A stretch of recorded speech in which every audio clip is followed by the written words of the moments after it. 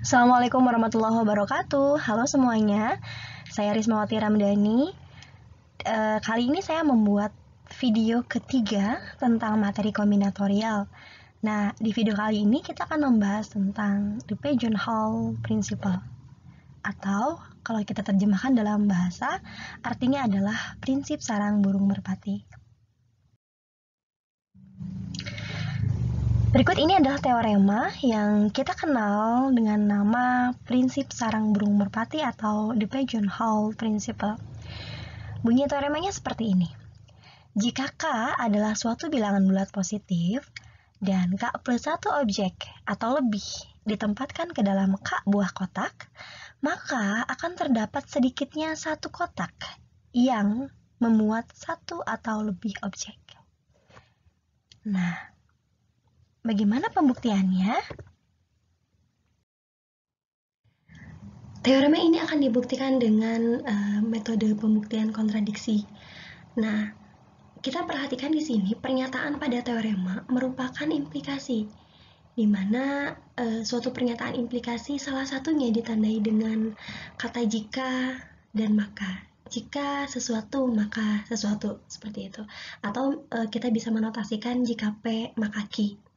Ya, jadi P-nya adalah kalimat setelah jika dan Q-nya adalah kalimat setelah maka. Nah, seperti itu. Nah, bagaimana caranya kita membuktikan pernyataan seperti itu dengan metode kontradiksi?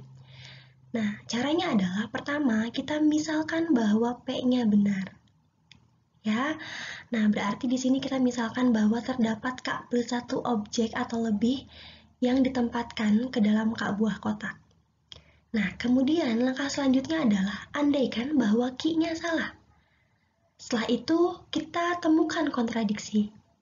Artinya kita temukan sesuatu yang bertentangan ketika kita mengandaikan bahwa Q-nya salah. Artinya tidak mungkin Q-nya salah. Haruslah Q-nya benar. Oke, kita ke langkah kedua, yaitu mengandaikan bahwa Q-nya salah. Ya, artinya andaikan bahwa tidak ada kotak yang memuat lebih dari satu objek. Lalu apa yang terjadi jika demikian? Nah, karena tidak ada kotak yang memuat lebih dari satu objek, maka banyaknya objek haruslah paling banyak sebanyak K. Karena kotaknya ada sebanyak K buah kotak. Ya, ketika setiap kotak tidak ada yang lebih dari satu objek terisinya, maka banyaknya objek haruslah sebanyak paling banyaknya itu K gitu ya. Nggak mungkin lebih berarti ya. Nah, padahal dari awal kita sampaikan atau kita ketahui bahwa objeknya sebanyak K plus 1, begitu. Ya, K plus 1 itu nilainya lebih dari K. Ya, jadi kontradiksi di sini. Artinya tidak mungkin kalau kita mengandaikan bahwa tidak ada kotak yang memuat lebih dari satu objek. Ya, tidak mungkin bahwa Q-nya salah, maka haruslah Q-nya benar. Ya, artinya kita sudah membuktikan bahwa jika P maka haruslah Q. Seperti itu ya. Jadi begitulah pembuktian tentang prinsip sarang merpati. Ya, ini adalah ilustrasi dari teorema 1. Terdapat 13 burung merpati yang kemudian ditempatkan ke dalam 12 sarang. Nah, nilai 12 ini merepresentasikan K, sedangkan 13 merepresentasikan K plus 1. Jadi apa yang terjadi ketika K plus 1 objek ditempatkan ke dalam K buah tempat gitu. Nah, dari 3 ilustrasi penempatan 13 burung merpati ke dalam 12 sarang, kita lihat setiap ilustrasi memperlihatkan bahwa sedikitnya ada satu sarang yang ditempati oleh sedikitnya 2 burung. Ya, ini adalah 3 dari sekian kemungkinan, dan kemungkinan lain yang tidak saya gambarkan di sini pun menyatakan hal yang sama, yaitu sedikitnya ada satu sarang yang ditempati oleh sedikitnya 2 burung. Seperti itu. Oke, kemudian apakah prinsip sarang merpati ini hanya dapat digunakan pada penempatan burung ke dalam sangkar atau ke dalam sarang? Ternyata tidak ya. Seperti di contoh 1 di sini, di antara 367 orang akan terdapat sedikitnya 2 orang yang berulang tahun di hari yang sama. Kenapa? Karena hanya terdapat 366 kemungkinan hari ulang tahun. Ya, apalagi bahkan 365 untuk tahun-tahun yang bukan tahun kabisat. Ya, artinya kalau ada 367 orang, maka tidak mungkin mereka semuanya ulang tahunnya beda semua, tidak mungkin. Pasti akan ada yang ulang tahunnya di hari yang sama, sedikitnya 2 orang. Begitu. Ya, dan ini kita gunakan sarang burung merpati dengan K sama dengan 366. Ya, dan K plus satunya adalah 367. Contoh berikutnya, di antara 27 kata berbahasa Indonesia, sedikitnya ada 2 kata yang diawali oleh huruf yang sama. Kenapa demikian? Karena hanya terdapat 26 huruf alfabet. Ya, jadi pasti kalau katanya ada 27 buah, maka diantaranya akan ada yang diawali oleh huruf yang sama. Tidak mungkin ke-27 kata itu diawali oleh huruf yang berbeda semua. Ya. Oke, nah di sini juga ini kita gunakan prinsip sarang burung merpati dengan K-nya sama dengan 26 dan K plus satunya adalah 27.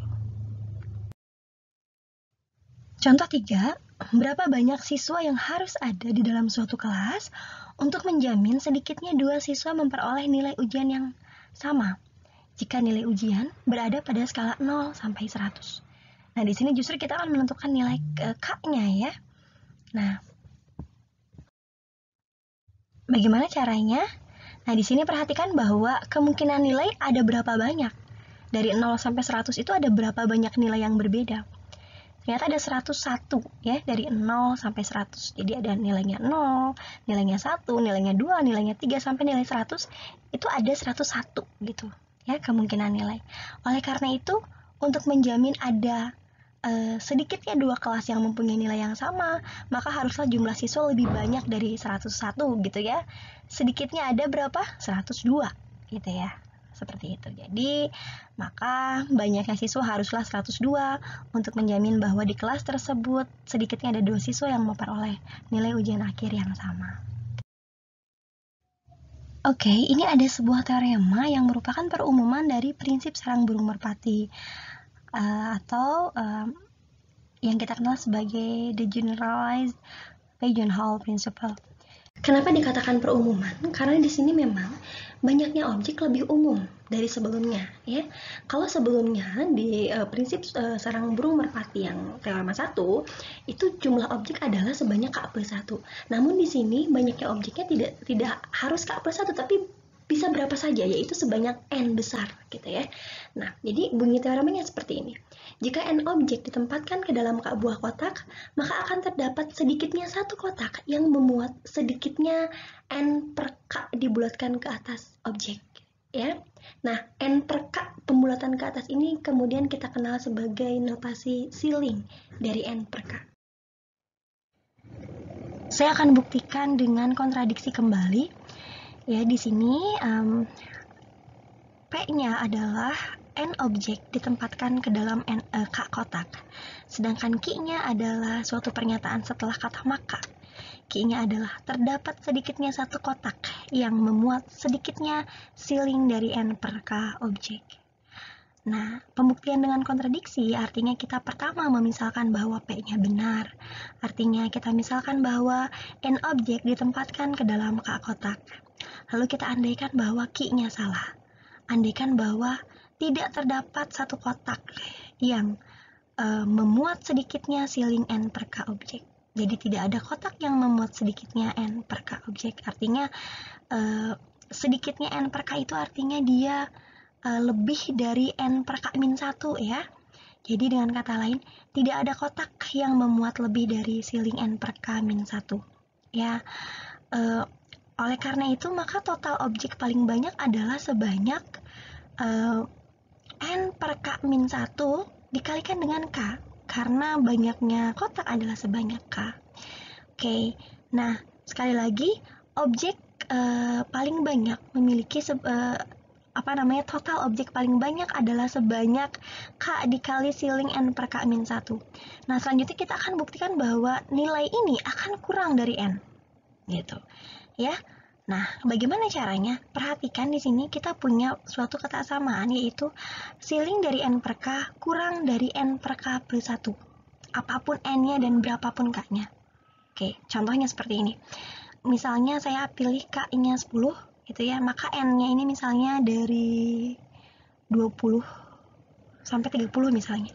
Ketika N besarnya adalah 20, maka 20 per 10 adalah 2. Ya, dan 2 kurang dari 21. Ya, karena N per K yang tanpa dibulatkan ke atas ataupun ke bawah, pembagian biasanya adalah 2. Sedangkan untuk N-nya 21 misalnya, maka N per K dibulatkan ke atas adalah 21 per 2 dibulatkan ke atas, 21 per 10 dibulatkan ke atas adalah 3, ya. Sedangkan N per K pembagian biasa dari 21 per 2 per 10 adalah 2,1. Dan 2,1 ditambah 1 adalah 3,1. Ya, perhatikan bahwa ceiling dari N per K kurang dari N per K plus 1. Karena 3 kurang dari 3,1. Ya, dan seterusnya begitu juga kalau misalnya N-nya 22, 23, 24 gitu. Maka N per K dibulatkan ke atas akan kurang dari N per K plus 1 untuk sembarang N dan untuk sembarang K.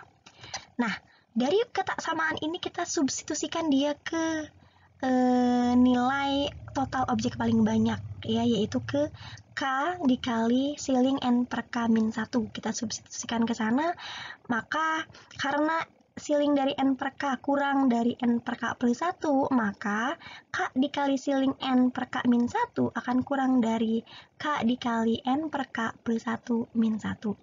Nah, ruas kanan ini kita sederhanakan bentuknya menjadi K dikali N per K karena 1 min 1 hasilnya 0.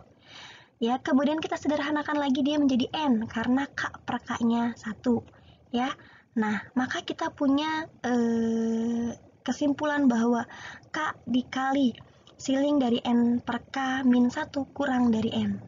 Dengan kata lain, total objek paling banyak kurang dari N. Ya, sedangkan apa? Sedangkan pernyataan kita di awal bahwa objeknya adalah sebanyak N gitu.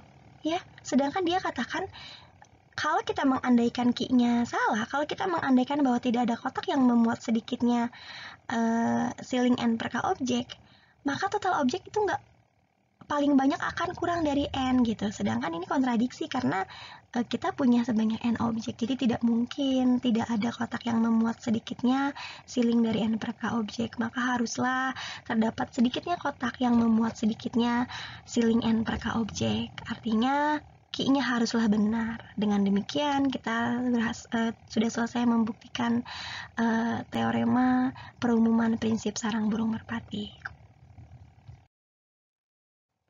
Contoh 4, di antara 100 orang, berapakah banyak orang yang lahir pada bulan yang sama? Nah, di sini banyaknya objek adalah 100 ya, maka di sini kita bisa menotasikan N besar sama dengan 100. Selanjutnya, berapakah K-nya? Ya. Nah, K-nya adalah banyaknya kotak ya kalau di sarang burung. Nah, di sini berarti K-nya adalah banyaknya bulan. Banyaknya bulan yang ada dalam 1 tahun. Ada berapa? Banyaknya bulan adalah 12 ya dalam 1 tahun, maka kita bisa notasikan K kecilnya adalah 12. Berdasarkan prinsip sarang burung merpati yang diperumum, maka akan ada sebanyak ceiling dari N per K yang memiliki yang lahir pada bulan yang sama. Artinya ada sebanyak 100 per 12 dibulatkan ke atas orang yang lahir pada bulan yang sama. 100 per 12 dibulatkan ke atas adalah 9. Maka terdapat sedikitnya 9 orang yang lahir pada bulan yang sama. Contoh 5, berapa banyak jumlah minimum siswa pada suatu kelas untuk menjamin bahwa sedikitnya terdapat 6 siswa yang mendapat kode soal yang sama saat UTS? Jika terdapat 5 kode soal, yaitu A, B, C, D, dan E. Oke, di sini kita mencari banyaknya minimum siswa pada suatu kelas. Berarti kita menentukan banyaknya objek. Ya, artinya kita akan menentukan N besar. Nah, lalu K-nya apa? K-nya adalah jumlah kotak ya. Maka di sini K-nya adalah jumlah kode soal. Ya, kode soalnya adalah 5. Lalu 6 itu apa? 6 itu adalah siswa yang mendapat kode yang sama. Itu adalah sejumlah objek yang ditempatkan pada tempat yang sama, seperti itu. Artinya berdasarkan prinsip sarang burung merpati, 6 ini adalah pembulatan ke atas dari N per K ya. 6 adalah pembulatan ke atas dari N per 5 karena K-nya sama dengan 5. Nah, berarti kita akan mencari N sehingga N besar per K sama dengan 6. N besar per 5 sama dengan 6. Nah, N-nya harus bilangan yang terkecil ya, karena yang diminta adalah jumlah minimum siswa. Maka nilai N-nya adalah 5 dikali 5 plus 1, yaitu 26. Kenapa 26? 26 ini adalah N terkecil, karena kalau 25, maka pembulatan ke atas dari 25 per 5 masih bernilai 5. Ya, atau jika jumlah siswanya adalah 25, maka masih memungkinkan bahwa setiap kode masih diterima oleh 5 mahasiswa saja, belum mencapai 6 mahasiswa. Oleh karena itu, untuk menjamin bahwa sedikitnya terdapat 6 siswa yang mendapat kode soal yang sama, maka jumlah minimum siswa pada kelas tersebut haruslah 26. Baik, itulah tadi penjelasan mengenai the Pigeonhole Principle, juga perumumannya. Semoga 5 contoh soal yang saya berikan dan penjelasan dengan detail dapat dipahami dengan baik. Silakan beri komentar jika ada pertanyaan atau ada yang ingin disampaikan. Terima kasih sudah menyaksikan dan sudah menemani saya belajar. Subscribe channel ini agar teman-teman semua di sini dapat mendapatkan notifikasi ketika saya mengupload video terbaru. Terima kasih. Wassalamualaikum warahmatullahi wabarakatuh.